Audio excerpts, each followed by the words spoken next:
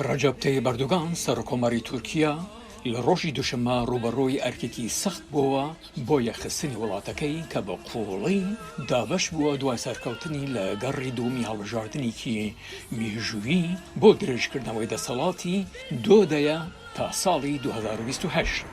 ئەردۆغان هەوڵی دا لە وتاری سەرکەوتنەکەیدا بۆ هەزاران لەلایەنگیرانی کە لە دەرەوەی کۆشکی سەرۆکایەتی لە ئەنکەرا کۆبوونەوە بانگەوازی ئاشتەوایی بکات و داوای لە تورکەکانی کرد بە یەکێتی و یەکدەنگیەوە پێکەوە بیان.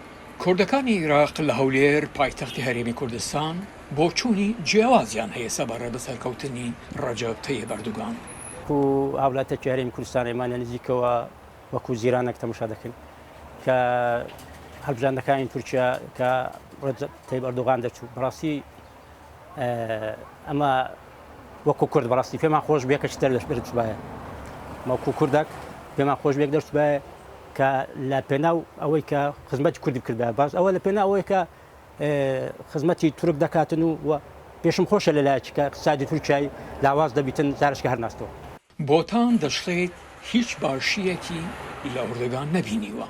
هیچ شتێکی باش لەو کابرایە من تەماشا دەکەم لەوەتی ئەو کابرام تێ ڕاستە کەناڵێکی کوردی دانایە ڕاستە زۆر شتی هەیە باسی کورد دەکات بەس ئەوەی کە لە سەردەمەوی دژی کوردکرایە لە هیچ سەردەمەکانی نەکرایە بەڕاستی.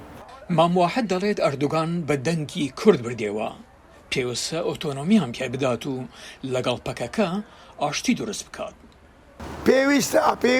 پێویستە ئەردۆغان کە دەرچووە بە سەوتی کوردی دەچووە لۆ کوردەکان شتێک بکاو شوێن و ڕێگایەک و حکومەتی زاتیان بداتێ ئەو شەڕشۆقە نەمینێ لەگەر پەکەش پێک بێ کوشتن بەسە کوشتنی بڕین پێویستە لەگەر پەکەش پێک بێ و پێویستە لۆ کوردەکان شتێکە کوردەکان حەقشیان لەو تووچایەیە خاشی وانە جێگای وانە پێویستە شوێنی کوردەکان دیاری بکاو حەقی کوردەکان بداتن و پێمان خۆشە دەرچووە هەر ئەو باشترە بەرەکەو لە قورئان و خوا نێزیکترا ئەویش کە لە خوای دوورە. بەڵام هاوڵاتیەکی تر دەڵێت ئەو نادات پەروەریەی لە 5 ساڵی ڕابردوودا ئەنجام دراون دووبارە و سێبارە دەبنەوە. باوەڕکە ئەو 5 ساڵەی داهاتوو چەند غەدری کردیە سێ ئەوەندە غەدر دەکاتەوە چکە کەیفی بەخۆدێ کە سەرۆک بووە و ئێستاش انتخاب کراوە. کلیژدارۆغڵۆ بە پێچەوانەوە بەڵێنیدا بەردەوام بن لە خەبات لە دژی ئەردۆغان و پارتەکەی ئاکەبە وەوتی گەورە و مەزەنانمان فێری خەباتکردنیان کردین بە یەک هەڵبژاردن ئەم وڵاتە نادۆڕین و دەستبەرداری نابین.